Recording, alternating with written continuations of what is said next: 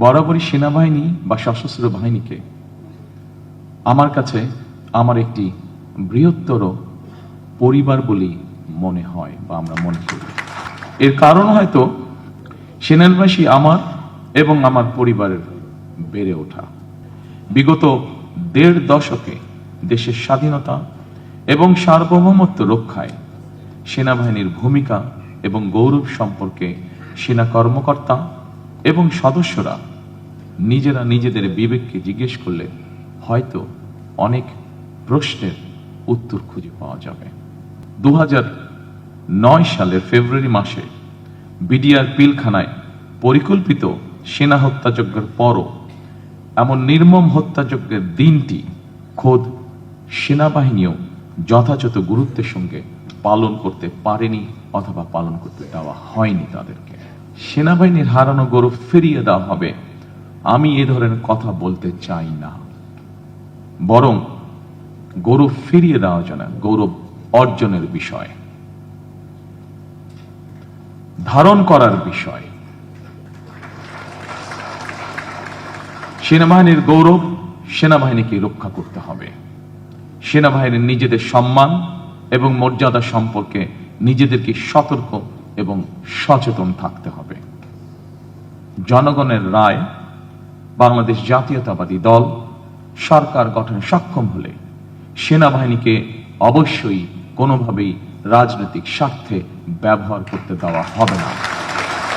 BNP সবসময় বাংলাদেশের পক্ষের দল।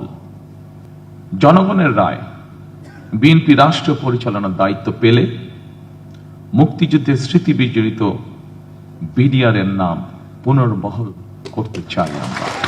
ভবিষ্যতে যাতে কখনোই এই ধরনের ঘটনা না ঘটে সেই লক্ষ্যে সেনাবাহিনীর সঙ্গে আলোচনা করে বিডিআর পিলখানা সেনা হত্যাযজ্ঞের দিবসটিকে শহীদ সেনা দিবস অথবা সেনা হত্যাযজ্ঞ দিবস অথবা জাতীয় শোক দিবস হিসেবে ঘোষণা করার পরিকল্পনা আমাদের রয়েছে। জাতীয় নিরাপত্তা পরিষদ গঠন, সেনা আইনের কিছু কিছু বিধিমালার পরিমার্জন কিংবা সংস্কার সহ এইসব সুপারিশমালাগুলি অবশ্যই গুরুত্বপূর্ণ বলে আমি ব্যক্তিগতভাবে মনে করি।